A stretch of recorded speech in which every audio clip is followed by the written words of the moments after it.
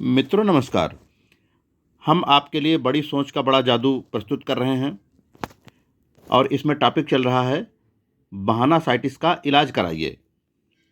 तो मित्रों, आज ये हमारा भाग नंबर चौथा है, जिसकी मोटी हेडिंग है सेहत के बहाना साइटिस से बचने के 4 तरीके। अभी तक सेहत के बहाना साइटिस कैसे कैसे लोग करते हैं, अब इससे बचने के तरीके लेखक बताते हैं। सेहत के बहाना साइटिस से बचाव के सर्वश्रेष्ठ वैक्सीन के 4 डोज हैं। अब नंबर वाइज बताए गए हैं, सुनिए। अपनी सेहत के बारे में बात मत करिए। आप किसी बीमारी के बारे में जितनी ज़्यादा बात करेंगे, चाहे वह साधारण सी सर्दी ही क्यों न हो, वह बीमारी उतनी ही बिगड़ती जाएगी। बुरी सेहत के बारे में बातें करना कांटों को खाद देने की तरह है। इसके अलावा अपनी सेहत के बारे में बातें करते रहना एक बुरी आदत है। इससे लोग बोर हो जाते हैं। इससे आपको आत्म केंद्रित और बुढ़िया की तरह बातें करने वाला समझा जा सकता है। सफलता की चाह रखने वाले आदमी अपनी बुरी सेहत के बारे में चिंता नहीं करता। अपनी बीमारी का रोना रोने से आपको थोड़ी सहानुभूति तो मिल सकती है। और मैं शक्ति शब्द पर जोर देना चाहूँगा, परंतु जो आदमी हमेशा शिकायत करता रहता है, उसे कभी किसी का सम्मान, आदर या वफादारी नहीं मिल सकती। अगला नंबर, अपनी सेहत के बारे में फालतू की चिंता करना छोड़ दीजिए। डॉक्टर वाल्टर विश्व प्रसिद्ध मेयो क्लिनिक में एमेरिटस कंसल्टेंट हैं। उन्होंने हाल ही में लिखा है, मैं हमेशा फिजूल की चिंता करने वाले लोगों को ऐसा न करने की सलाह देता हूँ। उदाहरण के तौर पर मैंने एक आदमी को देखा जिसे इस बात का पूरा भरोसा था कि उसका गॉल ब्लैडर खराब है। हालांकि 8 बार अलग अलग क्लिनिकों में एक्सरे कराने पर भी उसका गॉल ब्लैडर पूरी तरह सही दिख रहा था और डॉक्टरों का कहना था कि यह सिर्फ उसके मन का वहम है और दरअसल उसे कोई बीमारी नहीं है। मैंने उससे विनती की कि वह अब तो मेहरबानी करके अपने गॉल ब्लैडर का एक्सरे कराना छोड़ दे। मैंने सेहत का ज़रूरत से ज़्यादा ध्यान रखने वाले सैकड़ों लोगों को बार बार जबरन ईसीजी कराते देखा है और मैंने उनसे भी यही विनती की है कि वे अपनी बीमारी के बारे में फालतू की चिंता करना छोड़ दें। अगला नंबर, आपकी सेहत जैसी भी हो, आपको उसके लिए कृतज्ञ होना चाहिए। एक पुरानी कहावत है, मैं अपने फटे हुए जूतों को देखकर दुखी हो रहा था, परंतु जब मैंने बिना पैरों वाले आदमी को देखा तो मुझे ऊपर वाले से कोई शिकायत नहीं रही। इसके बजाय मैं कृतज्ञ हो चला। इस बात पर शिकायत करने के बजाय कि आपकी सेहत में क्या अच्छा नहीं है, आपको इस बारे में खुश और कृतज्ञ होना चाहिए कि आपकी सेहत में क्या अच्छा है। अगर अगर आप कृतज्ञ होंगे तो आप कई असली बीमारियों से भी बचे रहेंगे। अगला नंबर, अपने आप को यह अक्सर याद दिलाएं, जंग लगने से बेहतर है घिस जाना। आपको जीवन मिला है मज़े लेने के लिए, इसे बर्बाद मत कीजिए। जिंदगी जीने के बजाय अगर आप चिंता करते रहेंगे तो आप जल्दी ही किसी अस्पताल में भर्ती नजर आएंगे। परंतु मेरे पास सफल आदमियों जितनी बुद्धि नहीं है, ये हेडिंग है। बुद्धि का बहाना साइटिस या मेरे पास उतनी बुद्धि नहीं है बहुत लोकप्रिय बहाना है। वास्तव में यह इतना आम है कि यह हमारे आसपास के तकरीबन 95% लोगों के किसी न किसी रूप में मौजूद रहता है। बहाना साइटिस के बाकी रूपों में तो आदमी बढ़ चढ़कर बातें करता है, परंतु इस किस्म के बहाना साइटिस यानी बुद्धि के बहाना साइटिस में आदमी चुपचाप दुखी होता रहता है। ज़्यादातर लोग दूसरों के सामने यह मानने को तैयार नहीं होते कि उनमें पर्याप्त बुद्धि या समझ नहीं है, परंतु वे अंदर से यह बात महसूस करते हैं। जब बुद्धि की बात आती है तो हम में से ज़्यादातर लोग 2 तरह की मूलभूत गलतियां करते हैं। हम अपनी बुद्धि को कम आंकते हैं और हम दूसरे आदमी की बुद्धि को ज़्यादा आंकते हैं। इन गलतियों के कारण लोग काफ़ी नुकसान में रहते हैं। वे चुनौतीपूर्ण परिस्थितियों का सामना करने में असफल रहते हैं क्योंकि इनमें बुद्धि की ज़रूरत होती है और उनके हिसाब से उनमें बुद्धि है नहीं। परंतु तभी वहाँ एक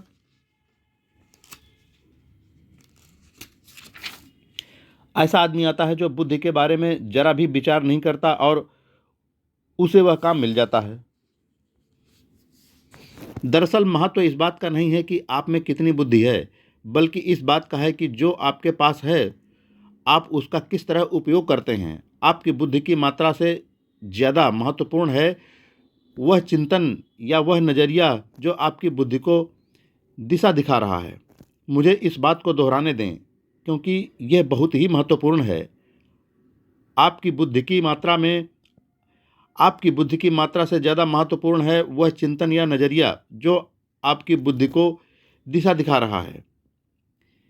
देश के मशहूर डॉक्टर एडवर्ड टेलर से एक बार किसी ने यह सवाल पूछा, क्या कोई भी बच्चा वैज्ञानिक बन सकता है? टेलर ने जवाब दिया, वैज्ञानिक बनने के लिए तूफानी दिमाग की ज़रूरत नहीं होती है, न ही चमत्कारी याददाश्त की ज़रूरत होती है, न ही यह ज़रूरी है कि बच्चा स्कूल में बहुत अच्छे नंबरों से पास हो। वैज्ञानिक बनने के लिए केवल यह जरूरी है कि बच्चे की विज्ञान में काफ़ी रुचि हो। उसकी यह रुचि जितनी ज़्यादा होगी वह उतना ही बड़ा वैज्ञानिक बन सकता है। तो रुचि या उत्साह विज्ञान में भी महत्वपूर्ण होते हैं।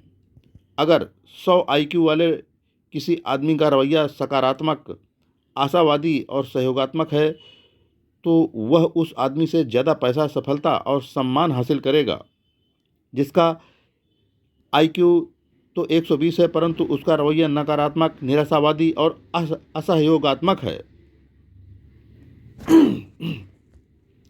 किसी काम में जुटे रहिए जब तक कि वह पूरा न हो जाए। यही असली पते की बात है।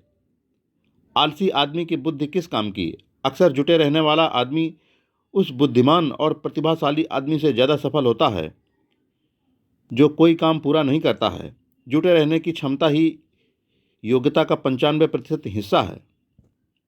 पिछले साल मैं अपने कॉलेज के एक पुराने दोस्त चक से 10 साल बाद मिला। चक बहुत ही प्रतिभाशाली छात्र था और उसने ऑनर्स के साथ ग्रेजुएशन किया था। जब मैं उससे आखिरी बार मिला था तो उसका लक्ष्य था पश्चिमी नेब्रास्का में अपना बिजनेस खड़ा करना। मैंने चक से पूछा कि आखिरकार उसने किस तरह का बिजनेस खड़ा किया है। उसका जवाब था, मैं कोई बिजनेस खड़ा नहीं कर पाया। 5 साल पहले मैं तुम्हें यह बताता 5 साल मैं तुम्हें यह नहीं बताता, 1 साल पहले भी नहीं, परंतु अब मैं इस बारे में बात करने के लिए तैयार हूँ। अब जब मैं अपने कॉलेज के दिनों की याद करता हूँ तो मुझे यह महसूस होता है कि मैं हर योजना की खामियां ढूंढने में माहिर था। मैं ये बता सकता था कि कोई बिजनेस क्यों चौपट हो जाएगा, कोई योजना क्यों असफल हो जाएगी, राह में कितनी मुश्किलें आएंगी। आपके पास बहुत सारी पूंजी होनी चाहिए। यह सुनिश्चित कर लें कि बिजनेस साइकिल सही हो। जो सामान हम बनाएंगे, क्या उसकी मांग बहुत है? क्या स्थानीय उद्योग स्थिर और स्थायी हैं? और इसी तरह के 1001 सवाल जिनके जवाब ढूंढे बिना कोई बिजनेस शुरू करना खतरनाक हो सकता है। मुझे सबसे ज़्यादा कष्ट इस बात से होता है कि मेरे वे दोस्त जिनमें ज़्यादा बुद्धि नहीं थी, या वे लोग जो कभी कॉलेज गए ही नहीं थे, उन्होंने अच्छे खासे बिजनेस खड़े कर लिए हैं, जबकि मैं वहीं का वहीं हूँ। उनकी कंपनियों का ऑडिट करता फिर रहा हूँ। कोई बिजनेस क्यों नहीं सफल हो सकता है, इसके बारे में सोचते रहने के बजाय काश मैंने यह सोचा होता कि कोई बिजनेस किस तरह सफल हो सकता है। अगर मैंने सकारात्मक चिंतन किया होता तो मेरी ज़िंदगी ज़्यादा सुखद होती। चक की बुद्धि से ज़्यादा महत्वपूर्ण था उसका सोचने का नज़रिया, जिसने चक की बुद्धि को गलत राह दिखाई। कई प्रतिभाशाली लोग क्यों असफल होते हैं? पिछले कई सालों से मैं एक ऐसे आदमी के संपर्क में हूँ जो बेहद प्रतिभाशाली है, जिसमें बुद्धि की कोई कमी नहीं है और उसके पास भी बेटा काप्पा की डिग्री भी है। इतनी बुद्धि होने के बावजूद वह बहुत असफल है। उसकी नौकरी भी सामान्य है। वह जिम्मेदारियों से घबराता है। उसने कभी शादी नहीं की। वह मानता है कि ज़्यादातर शादियों का अंत तलाक में होता है। उसके बहुत कम दोस्त हैं। लोगों से बातें करना उसे बोरिंग लगता है। उसने किसी तरह की जायदाद नहीं खरीदी है, इस डर से कि कहीं वह अपना पैसा न गंवा दे। यह आदमी अपनी बुद्धि का इस्तेमाल करके यह सिद्ध कर देता है कि चीज़ें क्यों असफल होंगी। इसके बजाय उसे अपनी बुद्धि का इस्तेमाल करके यह सिद्ध करना चाहिए कि वह सफल किस तरह हुआ जाए। जैसा मैंने कहा, उसके पास बुद्धि की कमी नहीं है, सिर्फ उसके सोचने का नज़रिया गलत है और इसी कारण यह प्रतिभाशाली आदमी समाज को बहुत कम योगदान दे पाया है और उसने कोई रचनात्मक कार्य नहीं किया है। अगर वह अपना नज़रिया बदल ले तो वह बड़े बड़े काम कर सकता है। उसमें अद्भुत सफलता दिलाने वाला दिमाग तो है, परंतु उसका नज़रिया उतना ताकतवर नहीं है। मैं एक ऐसे ही आदमी को जानता हूं जो न्यूयॉर्क यूनिवर्सिटी से पीएचडी करने के बाद सेना में भर्ती हुआ। उसने सेना में 3 साल किस तरह बिताए? स्टाफ ऑफिसर के रूप में नहीं स्टाफ स्पेशलिस्ट के रूप में। इसके बजाय वह 3 साल तक सेना का ट्रक चलाता रहा। क्यों? क्योंकि उसके मन में अपने साथी सिपाहियों के प्रति नकारात्मक विचार भरे हुए थे। मैं उनसे श्रेष्ठ हूँ। सेना के नियम कायदों से वह चिढ़ता था। सारे नियम बकवास और मूर्खतापूर्ण हैं। अनुशासन को पसंद नहीं करता था। वह दूसरों पर लागू होगा पर मुझ पर नहीं होगा। यानी कि हर चीज़ के बारे में उसका नज़रिया नकारात्मक था, जिसमें वह खुद भी शामिल था। मैं कैसा मूर्ख था जो इस झमेले में आ फंसा और अब यहाँ से बाहर निकलने का कोई रास्ता नहीं ढूंढ पा रहा हूँ। ऐसे आदमी का आदर कौन करता है? उसका सारा ज्ञान उसके दिमाग के गोदाम में भरा रहा और वहीं दफन होकर रह गया। उसके नकारात्मक विचारों ने उसे निठल्ला बना दिया था। याद रखिए, आपकी बुद्धि की मात्रा से ज़्यादा महत्वपूर्ण है वह चिंतन या वह नज़रिया जो आपकी बुद्धि को दिशा दिखा रहा है। पीएचडी की डिग्री भी इस मूलभूत सफलता के सिद्धांत के सामने हार जाती है। कई साल पहले मैं अपने करीबी दोस्त फिल के ऑफिस में बैठा था। फिल एक बड़ी एडवर्टाइजिंग एजेंसी में ऑफिसर था। फिल अपनी एजेंसी के मार्केटिंग रिसर्च का निदेशक था और उसका काम जोरदार चल रहा था। क्या फिल बहुत दिमाग वाला था? बिल्कुल नहीं। फिल को रिसर्च तकनीक का जरा भी ज्ञान नहीं था। उसे आंकड़ों की बिल्कुल समझ नहीं थी। वह कॉलेज ग्रेजुएट भी नहीं था, हालांकि उसके सभी मातहत कर्मचारी कॉलेज ग्रेजुएट थे। और फिर यह दावा या नाटक भी नहीं करता था कि उसे रिसर्च के तकनीकी पहलू का ज्ञान है। तो फिर फिल्म में ऐसी क्या बात थी कि उसे साल भर में $30,000 मिलते थे, जबकि उसके मातहतों को सिर्फ $10,000 ही मिलते थे। फिल इंसानों का इंजीनियर था। फिल 100% सकारात्मक था। जब लोगों का उत्साह ठंडा पड़ जाता था तो फिल उन्हें प्रेरित कर सकता था। फिल उत्साही था, वह उत्साह पैदा कर सकता था। फिल में लोगों की समझ थी और इसलिए वह सचमुच जानता था कि उनसे कैसे काम लिया जा सकता है और इससे भी बड़ी बात यह कि वह उन लोगों को पसंद करता था। कंपनी ने फिल को उन कर्मचारियों से 3 गुना ज़्यादा बहुमूल्य समझा जिनमें उससे ज़्यादा आईक्यू या दिमाग था।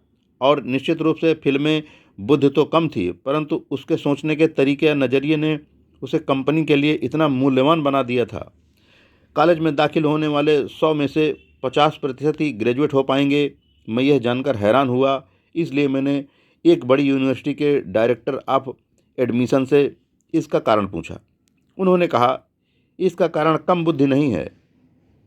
अगर उनमें पर्याप्त योग्यता नहीं होती तो वह उन्हें दाखिला ही नहीं देते। और सवाल पैसे का भी नहीं है।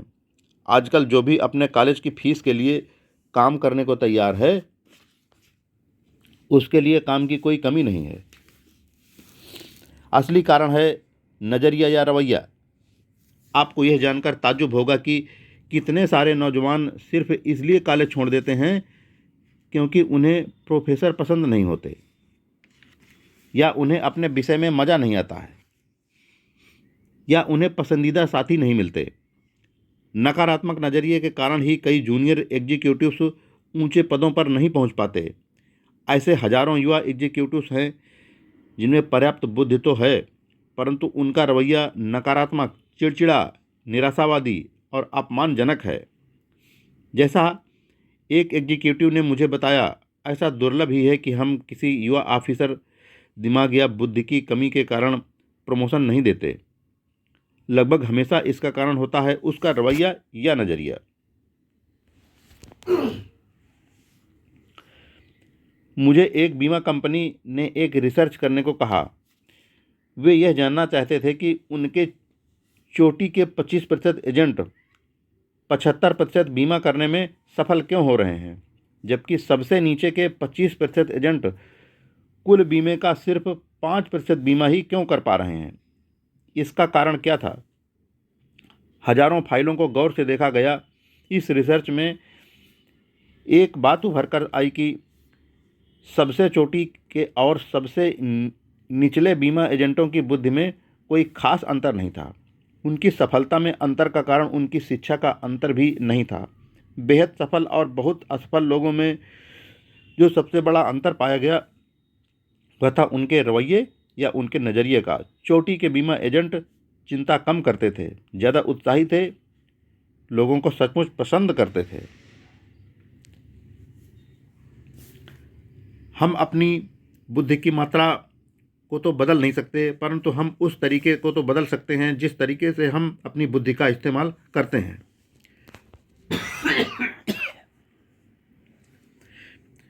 मित्रों, हम अपना भाग नंबर 4 यहीं पर पूरा करते हैं।